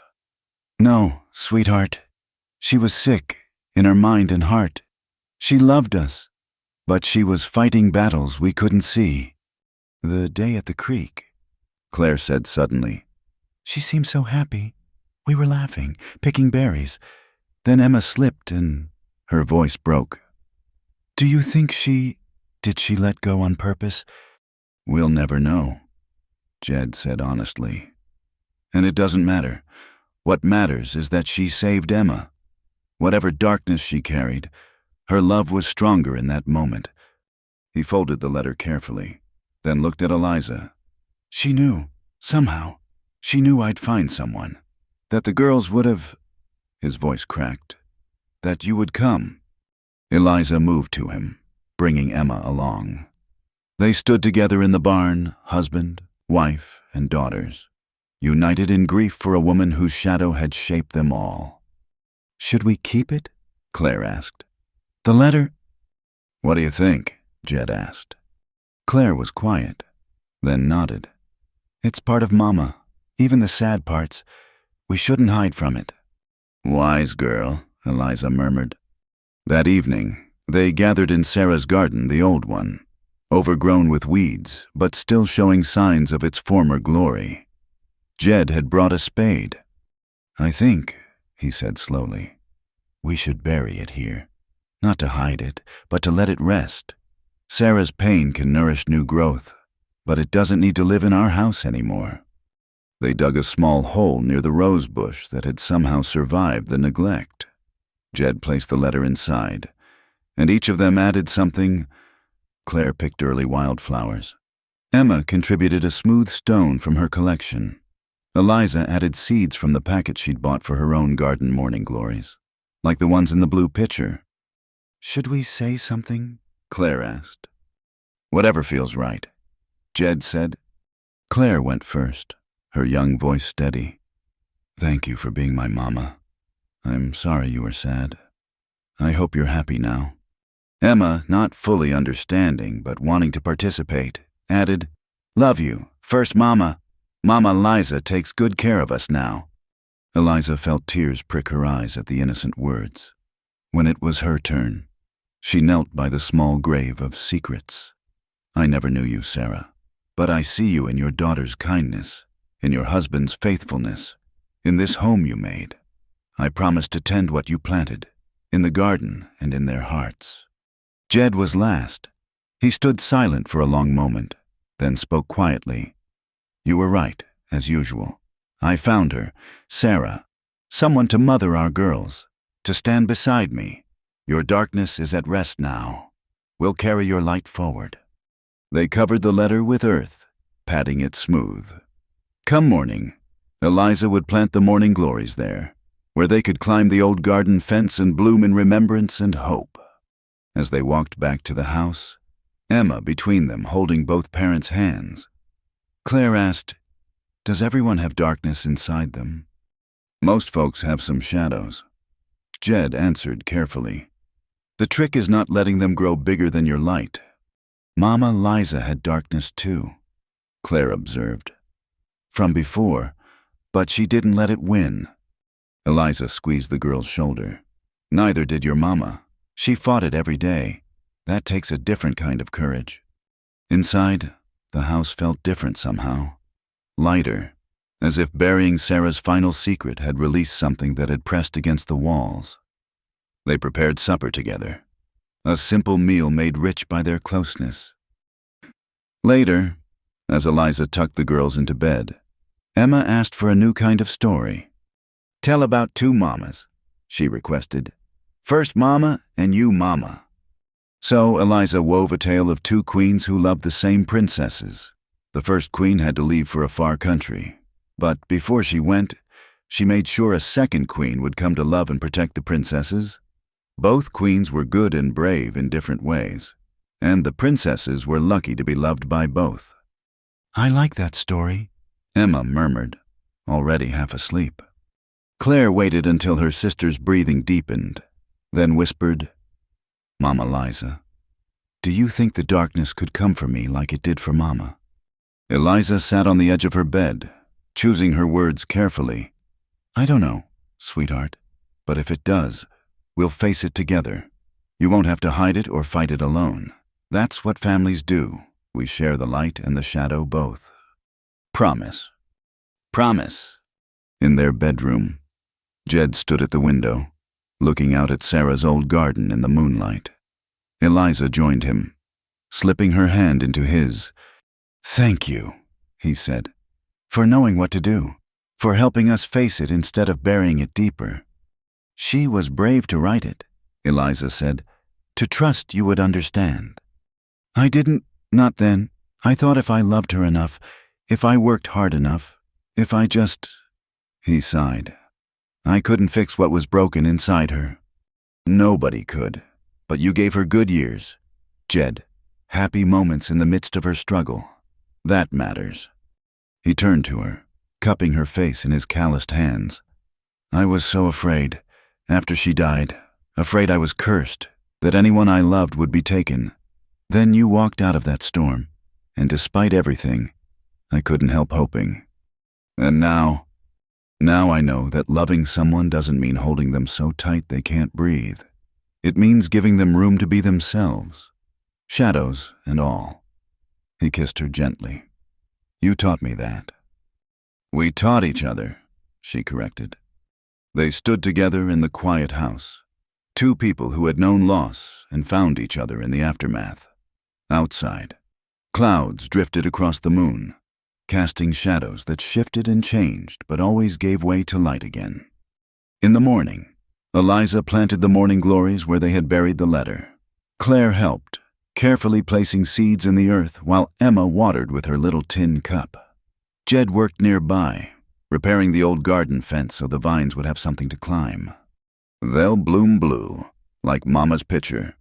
Claire said, every year, Eliza confirmed. A reminder that beautiful things can grow from sadness. Mrs. Pemberton stopped by that afternoon with a basket of eggs and stayed for tea. If she noticed the fresh earth in Sarah's garden or the way the family seemed closer than before. She didn't comment. The town had learned to accept that the Cross family had their own ways of healing. That night, as spring rain pattered gently on the roof, Eliza lay in Jed's arms thinking about the strange paths that led people to each other. A year ago, she had been alone, desperate, sure her life was over. Sarah had been fighting her last battles with the darkness, leaving letters for a future she couldn't see. Now, here they were, a family stitched together from loss and hope, tending gardens both literal and metaphorical. It wasn't the life any of them had planned, but it was theirs, built on truth and tenderness and the courage to keep growing toward the light. The morning glories would climb. Emma would lose more teeth. Claire would ask harder questions, and Jed would learn to laugh more freely. There would be other storms, other secrets perhaps, but they would face them as they had faced this one together, with honest hearts and dirty hands, and the faith that love could bloom in the most unexpected soil. The letter arrived on a Tuesday morning in late May, delivered by a man in a black suit who looked as out of place on their doorstep as a peacock in a henhouse. Eliza was in the garden, tending the morning glories that had begun to climb the fence, when Claire came running. Mama, Liza, there's a fancy man here. He says he needs to speak to Papa about something legal. Eliza's heart sank. Legal matters rarely brought good news. She brushed the dirt from her hands and followed Claire to the house, where the stranger stood stiffly in their parlor, hat in hand. Mrs. Cross, he said with a slight bow. I'm Henry Whitman, attorney at law, representing Mr. Cornelius Hartford of Boston. The name meant nothing to Eliza, but she saw Jed's face go pale. Sarah's father, he said quietly. Indeed. Mr. Whitman cleared his throat. Mr. Hartford has recently learned of his daughter's passing. He wishes to discuss the welfare of his grandchildren. Discuss, Jed's voice hardened. He hasn't seen those girls since Claire was a baby, didn't even come to Sarah's funeral. Be that as it may, he has certain legal rights as their grandfather. He's particularly concerned about the children's current situation. The lawyer's eyes flicked to Eliza, and she felt the weight of judgment in that glance. What situation? Jed stood, his frame tense. My daughters are well cared for. Mr. Whitman produced a document from his case. Mr. Hartford has heard disturbing reports about your recent marriage.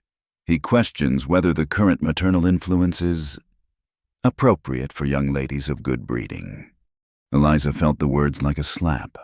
Charles Whitlow's poison had reached all the way to Boston. Furthermore, the lawyer continued, Mr. Hartford is prepared to petition for custody unless certain conditions are met. Conditions, Jed's fists clenched. The children must be enrolled in a proper school, not the local frontier establishment. They must receive religious instruction from a recognized denomination, and... He paused, looking uncomfortable. The marriage must be legally validated with proper documentation of Mrs. Cross's background and character references. Get out! Jed's voice was deadly quiet. Get off my land! Mr. Cross, I advise you to consider. I said get out. Mr. Whitman gathered his papers hastily. You have 30 days to respond. Mr. Hartford's offer remains open. He's willing to provide for the children's education and future if you'll agree to his terms. Good day. After he left, the silence in the house was deafening. Emma appeared from her hiding spot behind the stairs, eyes wide. Papa, is someone going to take us away?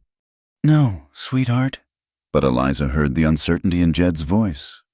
That evening, after the girls were in bed, Jed and Eliza sat at the kitchen table with the legal documents spread before them. He can't just take them. Eliza said, can he? Sarah came from money. Jed said wearily.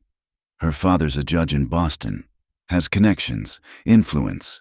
When Sarah married me, he cut her off. Said she was throwing her life away on a frontier farmer. He rubbed his face. I thought we were free of him. What about Sarah's letter? She wanted you to remarry, to find someone for the girls. You think that'll matter to a judge, especially when they learn about your past. Jed's voice cracked. God, Eliza, I'm sorry. I've brought this down on you. Stop that! She reached across the table, gripping his hands. We're in this together. Remember, for better or worse. The girls are ours, both of ours, and we're going to fight for them.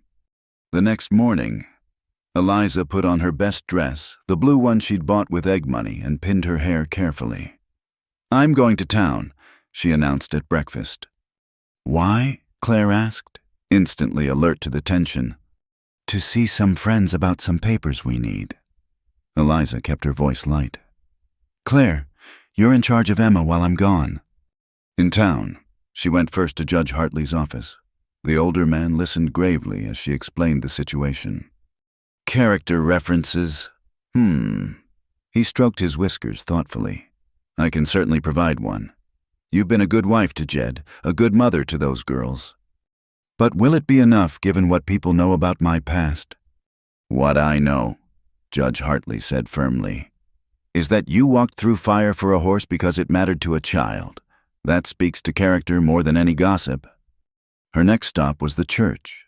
Reverend Morrison was in his study, and his wife was with him, the same stern woman who'd brought her the shawl after the fire. Mrs. Cross. The Reverend greeted her. What can we do for you? Eliza explained, watching their faces carefully. Mrs. Morrison's mouth tightened, but her husband looked thoughtful. You're asking us to vouch for you, he said, to put our reputation behind yours. I'm asking you to tell the truth about who I am now, Eliza corrected, not who I was before. The Bible speaks of transformation. Mrs. Morrison said unexpectedly, of leaving old things behind and becoming new. She looked at her husband. I've watched her with those children. Thomas, whatever she was, she's a good mother now. By the end of the day, Eliza had a small stack of letters. Mrs. Pemberton had written 2 pages about Eliza's housekeeping and maternal care. The schoolteacher praised the girl's improved performance since Eliza's arrival. Even the taciturn blacksmith had scrawled a note about her courage during the fire. But it was the last stop that surprised her most. As she passed the saloon, the keeper called out to her. Mrs. Cross heard you might need this. He handed her an envelope. That fellow Whitlow left some papers behind when he skipped town. Thought the law might like to see them. Inside were receipts and records that painted Charles Whitlow as a swindler. And worse, more importantly, there was a warrant for his arrest from Kansas. Why? Eliza asked. Stunned. The saloon keeper shrugged. You're one of us now. We take care of our own. That evening, she spread her harvest of support before Jed.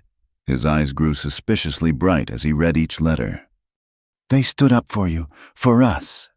They stood up for what's right, Eliza corrected. Now, let's talk about the other conditions, school and church. Claire, who'd been eavesdropping from the hallway, stepped into view. I don't want to go away to school. Emma needs me. No one's going anywhere, Jed said firmly. But maybe we could do more here. Real lessons. Not just what we've been managing. I could teach them, Eliza offered. I had good schooling before things changed. Reading, writing, arithmetic, history. And I could build a proper schoolroom, Jed added, warming to the idea. Convert part of the barn loft, make it official-like. What about church? Claire asked. We haven't been regular since Mama. Then we start, Eliza said simply, this Sunday, all of us together. That Sunday, the Cross family entered the church for the first time as a complete unit. Heads turned, whispers followed, but also nods of approval. They sat in the third pew from the back, Emma fidgeting between her parents while Claire sat primly beside Eliza. Reverend Morrison's sermon was on the prodigal son, about coming home and being welcomed with joy. Eliza felt the message was partly for her, partly for the congregation, partly for anyone who'd ever needed a second chance. After the service, something remarkable happened. Instead of the usual polite distance, people approached them, Mrs. Hartley invited them for Sunday dinner. The doctor's wife asked if Eliza would help with the church bazaar. Children clustered around Claire and Emma, inviting them to play. It's like we're real now, Emma whispered loudly. Like we were pretend before, and now we're not. Out of the mouths of babes, Eliza thought. 2 weeks later, they held the first classes in the newly christened Cross Family School. Jed had worked tirelessly to convert the barn loft into a bright, clean space with proper desks and a black slate board. Eliza had ordered books from Denver with the egg money she'd been saving. To their surprise, 3 other farming families asked if their children could attend. Better than sending them to town every day, one mother explained. And we hear you've got real learning, Mrs. Cross. So Eliza found herself with a classroom of 7 students, ranging from Emma's age to a boy of 12. She taught them about numbers and letters, but also about flowers and weather, about being kind and standing up for what's right. Judge Hartley visited one afternoon, observing the lessons with approval. I'll be writing to Boston, he told them afterward. Let them know what a fine establishment you've created here. The 30 days passed slowly. Each one waited with worry. Eliza threw herself into teaching and gardening, trying not to think about the possibility of losing the girls. Jed worked from dawn to dusk, as if he could build a fortress of normalcy around their family. Then came the response from Boston. Not a lawyer this time, but a letter in shaky handwriting. My dear son-in-law, it began. Jed read it aloud, his voice uncertain. I have received numerous letters regarding my grandchildren's situation. Judge Hartley, whom I knew in our youth, speaks highly of your wife's character and the home you've built. The documentation provided satisfies my concerns about the children's welfare and education. I am an old man, Jedediah, and I have been a fool. Pride kept me from my daughter in life. I will not let it keep me from her children now. If you would permit it, I would like to correspond with Claire and Emma, to know them through letters, if not in person. I withdraw any claim to custody. It's clear they are where they belong. My Sarah would be glad to know they have a mother's love again. With regret for the distress I've caused, Cornelius Hartford. Jed set the letter down with shaking hands. It's over. He's not taking them. Claire and Emma, who'd been listening from the doorway, flew into the room. Emma launched herself at Eliza while Claire grabbed her father. They held each other, a tangle of relief and joy. We get to stay, Emma asked, just to be sure. You get to stay, Eliza confirmed, kissing the top of her head. Forever and always. Should we write back to grandfather? Claire asked. He sounds sad. Jed looked at Eliza, who nodded. Family's complicated, she said. But maybe letters would be good, a connection without the judgment. That night, they celebrated with a special dinner. Eliza made a cake with real sugar, and they ate until their stomachs hurt. The girls performed a play they'd been practicing, about a flower princess who saved her kingdom with kindness and courage. Later, After the dishes were done and the girls were asleep, Jed and Eliza sat in their garden, hers now, blooming with promise. The morning glories had reached the top of the fence, their blue flowers closed for the night but ready to open with tomorrow's sun. "We did it," Jed said wonderingly. "Face down the past, the law, everything." "Together," Eliza reminded him. "That's the only way it works." He pulled her close, and they sat in comfortable silence, listening to the night sounds of their land. Crickets chirped, an owl called in the distance, and from the house came the soft sighs of sleeping children, their children, safe and home. "Sarah would be glad," Jed said finally, "to know they're loved, that you're here." "I hope so," Eliza said. "I hope she knows we've honored her memory while building something new." "She knows," Jed said with quiet certainty. "Somehow, she knows." The stars wheeled overhead, constant as promises kept. In the morning, there would be lessons to teach and chores to do, letters to write to a grandfather in Boston, and life to be lived in all its ordinary glory. But for now, they sat in their garden, two people who'd found each other in a storm and built a love strong enough to weather any challenge. The flower princess had not just found her home, she'd defended it, with the help of all who'd come to love her. And that, Eliza thought, was the best happy ending of all.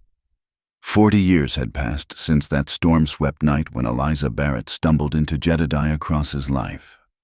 Now, on a warm September afternoon in 1919, Margaret Cross, named for Eliza's mother, sat in the parlor of the old homestead, carefully turning the pages of her grandmother's journal.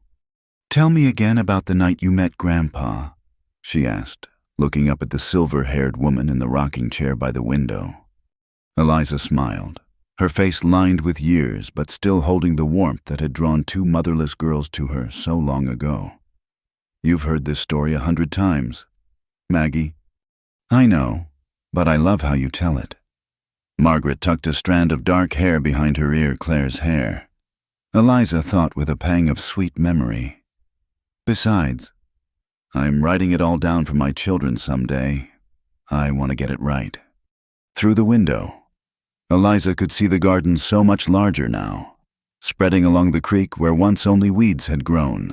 The morning glories still climbed the fence every summer, descendants of those first seeds planted over Sarah's letter.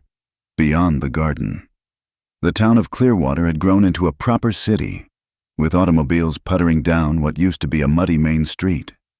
"Your grandfather was the stubbornest man I ever met," Eliza began, settling into the familiar rhythm of storytelling. "Standing there in the rain like he had all the time in the world, while I lay in the mud like a drowned cat." Margaret laughed, scribbling notes. She was Claire's daughter through and through, sharp-eyed, quick-witted, and fiercely protective of family stories. Claire herself lived in Denver now, a teacher at a school for young ladies, married to a kind banker who adored her strength. She wrote every week, visited every summer with her 3 children. Emma had surprised them all by becoming a nurse, serving bravely in the Great War that had just ended. She'd returned with a French husband, a doctor she'd met in a field hospital, and they'd settled in San Francisco. But she too made the pilgrimage home each year, bringing her twin boys who had their mother's sunny disposition and their grandmother's storytelling gift. "Was it really love at first sight?" Margaret asked. Pen poised. Eliza chuckled. "Hardly. Your grandfather proposed that first night, but it was pure practicality. He needed help with the girls, and I needed shelter. Love came later, sneaking up on us like morning frost. But it did come." "Oh, yes." Eliza's eyes grew distant, seeing not the modern parlor but a rough cabin lit by firelight. "It came in small moments, Emma calling me Mama Liza in her sleep, Claire taking my hand when we went to town, your grandfather defending me against those who'd condemn me for my past." "Tell me about Charles Whitlow," Margaret prompted. "Mama never talks about him." Eliza's face darkened slightly. "He was a reminder that the past has teeth. Child, but he also taught us that a community can choose to protect its own. After he set the barn fire and fled, the whole town rallied around us. That's when I truly became a cross, not just in name but in belonging. And great-grandfather Hartford. Ah, now there's a story of redemption. Eliza smiled. That stern old judge who threatened to take the girls away became their devoted correspondent. He even visited once, when your mother was 16. Sat right there in that chair you're using, weeping as he held Emma's hand and asked forgiveness for the years he'd wasted in pride. Margaret made more notes, then looked up. Grandma Eliza, do you ever regret the life you might have had if things had been different? It was a bold question, but Eliza had raised her girls, all of them, blood and otherwise, to be bold. Regret is a luxury I gave up long ago, she said firmly. Every hard step led me here, to your grandfather, to Claire and Emma, to the children and grandchildren who've blessed our lives, to the school that educated half the county's children over the years, to this garden where beauty grows from sorrow. She leaned forward. Margaret, dear one, life rarely goes as planned. The gift is in making something good from whatever comes. An automobile horn sounded outside, and Margaret jumped up. That'll be Robert, come to drive me back to town. But Grandma, I have something for you first. She pulled out a leather-bound book, pristine and official-looking. It's the first copy, fresh from the printers. Eliza took the book with trembling hands. The cover read, Love Grown from Storm, A True Story of Family, Redemption, and the American Frontier, by Margaret Cross. I changed some names, Margaret said quickly, to protect privacy, but the heart of it is true. Your story, Grandpa's story, Claire and Emma's. How a fallen woman and a grieving widower built something beautiful from broken pieces. Tears slipped down Eliza's weathered cheeks. Child, I don't know what to say. Say you're proud. Say I did justice to the truth. Margaret knelt by her chair. Say that people will read this and know that love isn't always pretty or perfect, but it's always worth fighting for. All of that, Eliza whispered. All of that and more. Robert's horn sounded again, more insistent.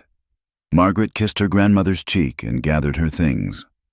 I'll be back Sunday for dinner. Uncle James is bringing his new bride, and Aunt Catherine promised to make her famous apple pie. James and Catherine Eliza and Jed's own children, born after the dust had settled and their love had deep roots. Proof that life could surprise you with gifts you never dared dream of. After Margaret left, Eliza sat quietly with the book in her lap. Jed would have been so proud. He'd passed 5 years ago, peacefully in his sleep after a life fully lived. She missed him every day but felt his presence in the land he'd worked, the family he'd protected, the love he'd shown her when the rest of the world saw only shame. She opened the book to the dedication page and gasped softly. For Eliza Barrett Cross, who taught us that the Flower Princess was brave all along, and for all the women who've walked through storms to find their kingdoms, may they know they are worthy of love. Always. The sun was setting now, painting the sky in shades of rose and gold. Somewhere in the garden, a late cricket chirped. From the kitchen came the sounds of her daughter-in-law preparing dinner, humming one of the old hymns Eliza had taught her children. She turned to the first chapter, adjusting her spectacles. The storm came without warning, as most terrible things do in Wyoming territory.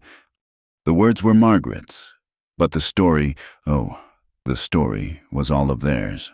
A testament to the truth that love could grow anywhere, even in the rockiest soil, if tended with courage and faith. As darkness gathered outside, Eliza read by lamplight, reliving those long-ago days when she'd been young and desperate and sure her life was over. How wrong she'd been. It had only just been beginning. When her daughter-in-law called her for dinner, Eliza closed the book gently and rose from her chair. Her bones creaked. 70 years of living had left their mark, but she moved with purpose toward the warm kitchen, toward family, toward the life she'd built from nothing but need and hope. Behind her, on the table by her chair, lay other treasures. Claire's letters tied with ribbon, Emma's photographs from France, pressed flowers from 40 years of gardens, and a faded daguerreotype of a serious young man with storm-gray eyes who'd offered shelter to a stranger and received love in return. The morning glories would bloom again come spring, as they had every year since that first planting. New children would run through the gardens, bearing names and faces that echoed those who'd come before. The story would be told and retold, each generation adding their own chapters to the tale of how love conquered shame, how families were built from fragments, how even the most wounded hearts could learn to trust again. And somewhere in whatever comes after this life, Eliza liked to think that Sarah Cross smiled down on them all, knowing her daughters had been loved by two mothers. Her husband had found joy after sorrow, and her legacy lived on not in sadness but in the abundant life that bloomed from the soil of her sacrifice. The flower princess had indeed found her happily ever after, not in a castle of petals, but in a weathered homestead by a creek, surrounded by the family she'd never dared dream she deserved. Thank you so much for listening to this story. I'm curious to know where in the world you're listening from. Please share in the comments below so we can connect and discuss your thoughts about Eliza and Jed's journey. If this tale touched your heart, please subscribe to Wild West Night, give this video a like, and hit that hype button to help more people discover these stories of love, redemption, and the untamed American frontier. Your support means the world and helps keep these tales alive for everyone who needs to hear that second chances are possible and love can bloom even in the hardest ground.